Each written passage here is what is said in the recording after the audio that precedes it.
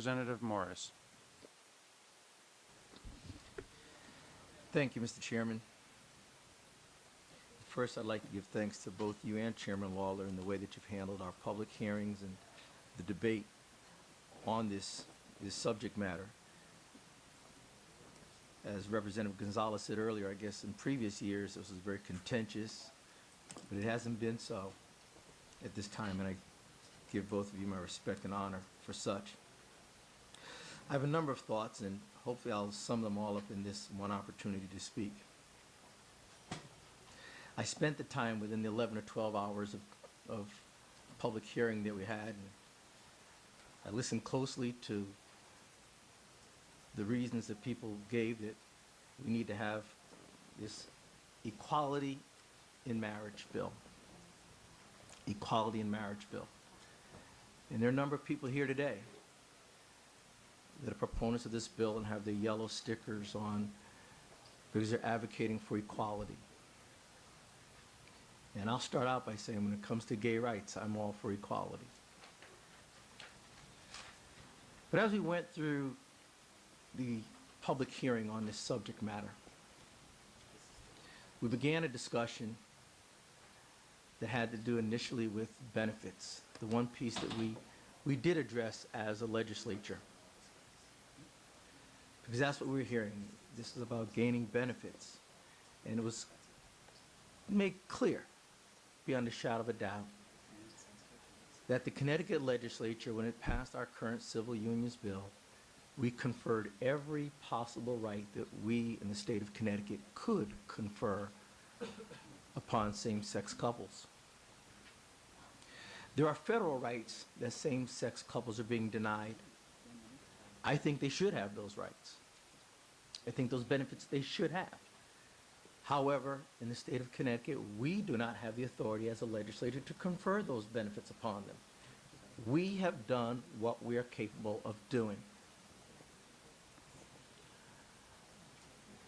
In my discussions, even with Ann Stanback, who I've got the greatest respect for, from Love Makes a Family, and I commend her for the hard work, staying the course that she's doing. She ultimately, I believe, concurred with me. Benefits is really not the issue here. What we really drilled down to was this was about a label, as Chairman Lawler began his discussion with us today. This is about a label, marriage. Now, some may want to call it a label. I prefer to consider it an institution. We heard testimony that it's an important label. The words are important.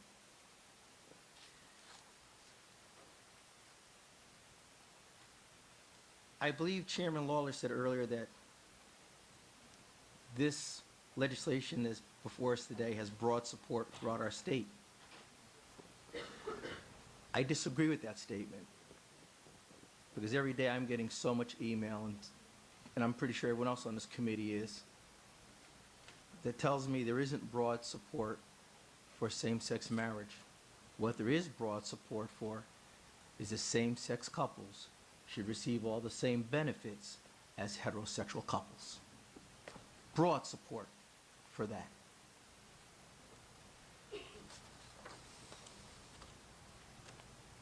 Chairman Lawler asked the question, do we treat gay and heterosexuals exactly the same? And I agree with him. That's pretty much at the heart of what we're talking about here today. Do we treat them the same? Should we treat them the same? Are there any differences? Well, I'm going to go, and if you'll give me time, I'm going to try to rehash some of what we did during the public hearing because I don't think everyone was privy to it and everyone took the time to listen. Because we asked, is it a civil rights issue? There was a very important case that was brought up because I want to talk about equal rights and civil rights for a quick moment. And it was a Loving versus Virginia. And I've got the case in front of me, the decision. The very first paragraph of the decision sets out why this decision was made, and it had to do with why interracial marriage was illegal at the time. Understand, interracial marriage, a marriage law, but based on race. In the very beginning paragraph, Justice Warren begins, the case presents a constitutional question never addressed by this court, whether a statutory scheme adopted by the state of Virginia to prevent marriages between persons solely on the basis of racial classification violates the equal protection and due process clauses of the 14th Amendment. So the basis was race, and whether that violates the equal protection amendments.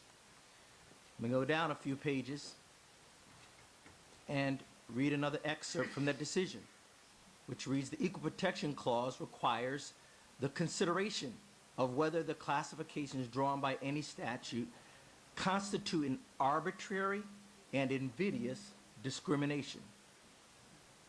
An arbitrary and invidious discrimination. The clear and central purpose of the 14th Amendment was to eliminate all official state sources of invidious racial discrimination in the state. And now I get to the key piece that we talked about during the hearing, and I want to give us the foundation for the position that I have. In conclusion, marriage is one of the basic civil rights of man, fundamental to our very existence and survival. The debate today is about marriage. What the justice said, marriage is one of the basic civil rights of man. Same-sex marriage couples want saying this is a civil right. Okay?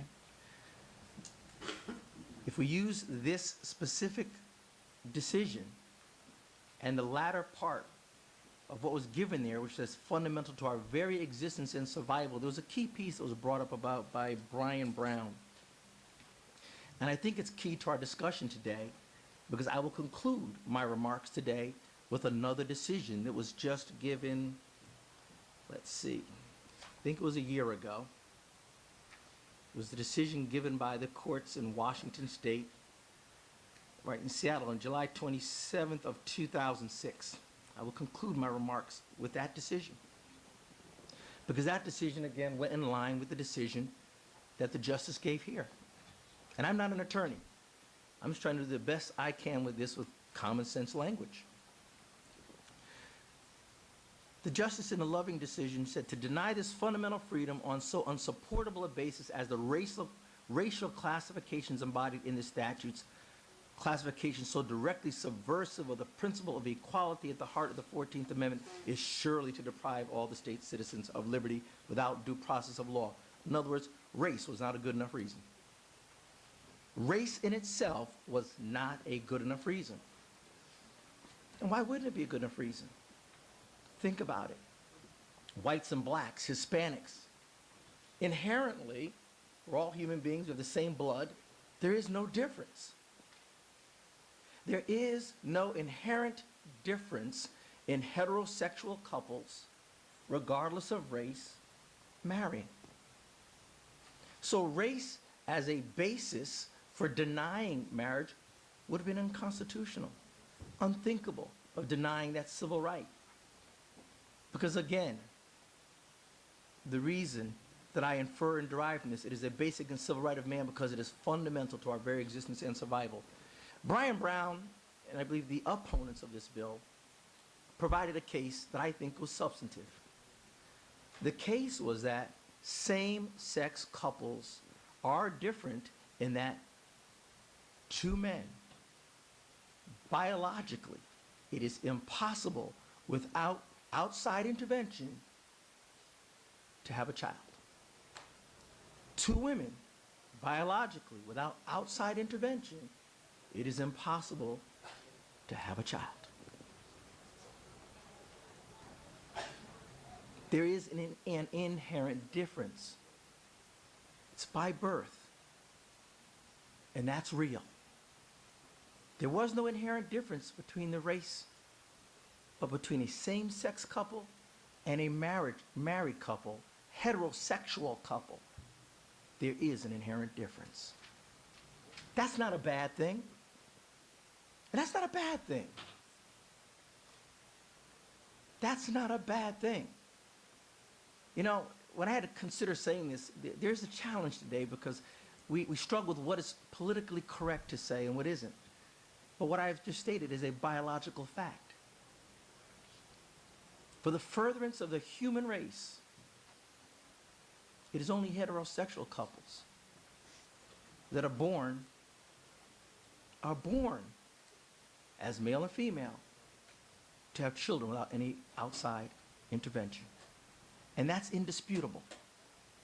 That, I think, is indisputable. And again, the court in Washington, a very liberal court, struck down same-sex marriage in Washington a year ago for that reason.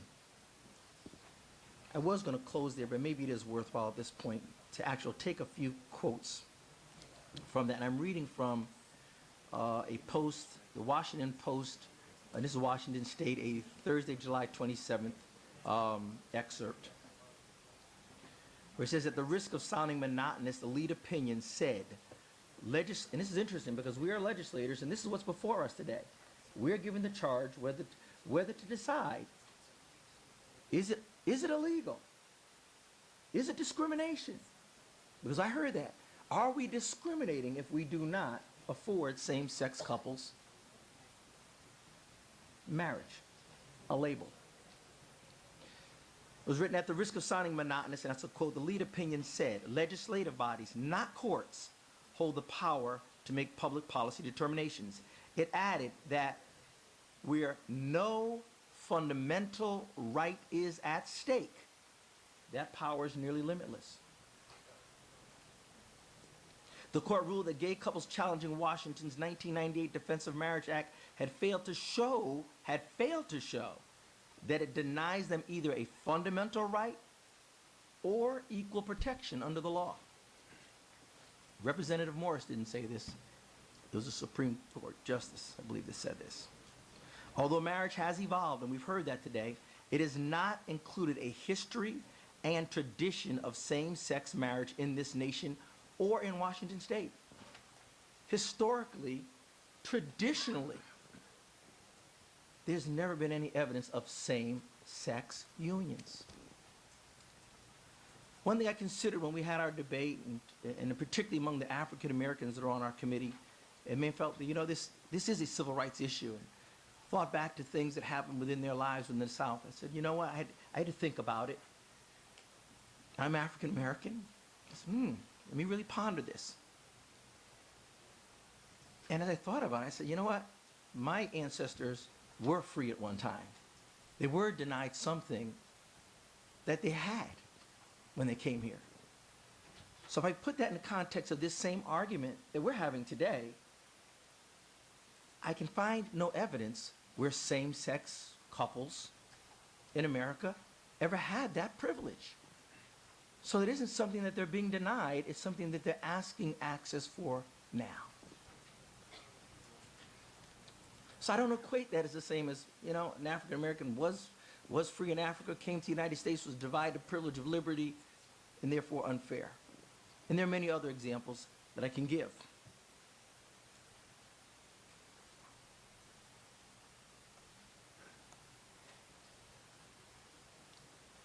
Let me continue with the rest of what I was reading from that article. It added that because state law prevents both sexes from entering into a same-sex marriage, similar to what we have here in Connecticut right now, it really prevents them. It does not discriminate on the basis of sex. Because our law is not capricious, it is not arbitrary. That's what was key to the Loving decision. I'm not an attorney. There's enough other attorneys that can either say, you know, Bruce, you're right or you're wrong. But it wasn't arbitrary. There isn't an arbitrary decision on the Connecticut state legislature to say, you know what, marriage is between a woman and a man. There's a basis for it. The basis, in fact, that historically, culturally, it always has been between a man and a woman. Government didn't originally define marriage. Now, I thank Representative Bai for her piece that she shared. I love her. She's a great representative, and she is in a great union. I celebrate her. I do. She's a great representative. And I recognize the challenge she had being in a same-sex union to have to speak on this. But you know what? I'm almost in the same situation because everyone is aware that I'm a minister. So they expect me to take a religious stance on this.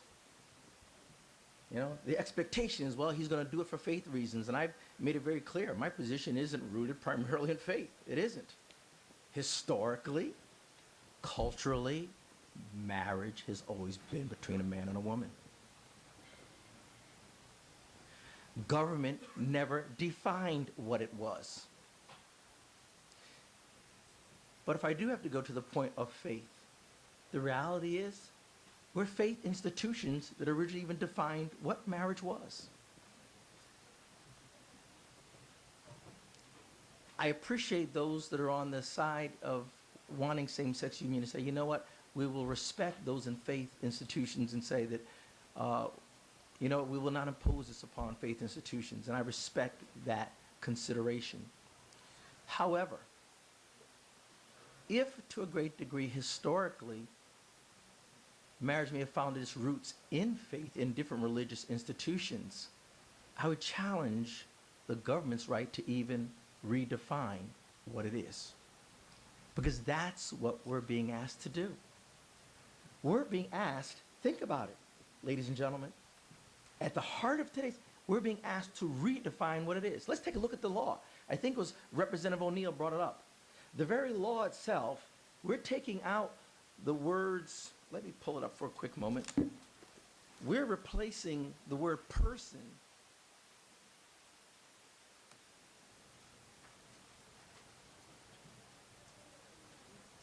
we're taking out the bride and the groom and replacing it with persons. Why do we have to do that? We're not just being asked to give a right, we're being asked to redefine who's eligible for the right. There will no longer be husbands and wives. I enjoy the fact that I go home to my wife. And I am a husband. Will we all now become spouses? Quite frankly, I don't think it's anything less. Marriage right now has become so horrible in the heterosexual community, and let's be quite frank about it. Heterosexuals are doing a horrible job at upholding what I consider to be a sacred and very important institution, crucial to the survival of all of humanity. Heterosexuals, quite frankly, those in the same sex, the homosexual community, I think that your better argument is, you know what, whether you want to call it unions, whatever you want to call it, I'd rather say what they've done is so horrible, let's prove that we can do it better. All right? You're arguing to get a label because, and I clearly heard this, I can turn to the testimony, where people say, well, this provides some sort of validation. Well, the validation today is that the majority of heterosexuals are divorcing. They're not happy. They're miserable. And I think Representative O'Neill was the one that gave the reason and the rationale for that. We changed so many of our laws around divorce to make it so easy to get out of something that was supposed to have been a lifelong and committed relationship. I'm winding down. I'm winding down.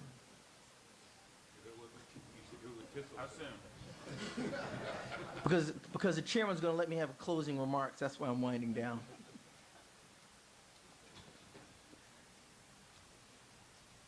But this is what we need to understand. And I'll try to summarize some of these things as best as I can. Because I really have so many documents up here. I'm really wondering why we're having such a debate on something that I really don't believe we have the right to redefine. I want to give you some quick definitions because I started talking about equality. So let's see if I can find this quickly. And in fact, I think I'll almost close on that. I'm going to give you some definitions. And I do this respectfully. Please understand I do this respectfully. Because we're talking about equality. Is this really equal? I hope that I've established for everyone this is not a matter of civil rights as far as, as it would be with race or class. There are some inherent differences between same-sex couples and heterosexual couples. But let's do some definitions that come from the American Heritage Dictionary. Some definitions. Since we're talking about equality. Equal, having the same quantity, measure, or value as another, being the same or identical in value, having the same privileges, status, or rights, being the same for all members of a group, having the qualities such as strength or ability necessary for a task or situation, adequate in extent, amount, or degree, impartial, just, equitable, tranquil. Let's go on to another definition. Equality, that state of being equal, a mathematical statement, usually an equation, that one thing equals another. Equivalent, equal as in value, force, or meaning, having similar or identical effects, capable of being put to a one-to-one relationship, having virtual, identical, or corresponding parts having the same ability to combine. So again, equal, capable of being put to a one-to-one relationship. Same-sex couples. Not that it's a negative thing, not that it's a bad thing, but because of biological impossibilities, we cannot say that they're equal. There's some biological impossibilities without outside intervention. 3 plus 3 equals 6, not 2 plus 3. There's a major factor that makes a difference. But our difference is bad. Well, let's talk about different. Unlike in form, quality, amount, or nature, dissimilar, distinct, and separate, various, or assorted, differing from all others. Differentiate, to constitute the distinction between, to perceive or show the difference in or between.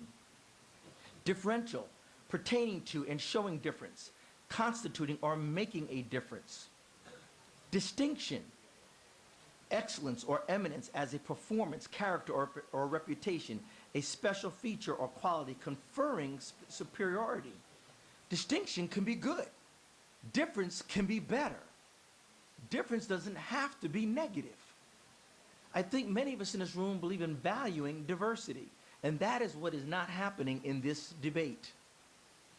We're looking at a possible difference, something that I believe to be different, and saying it's negative. I think it's something we ought to call positive.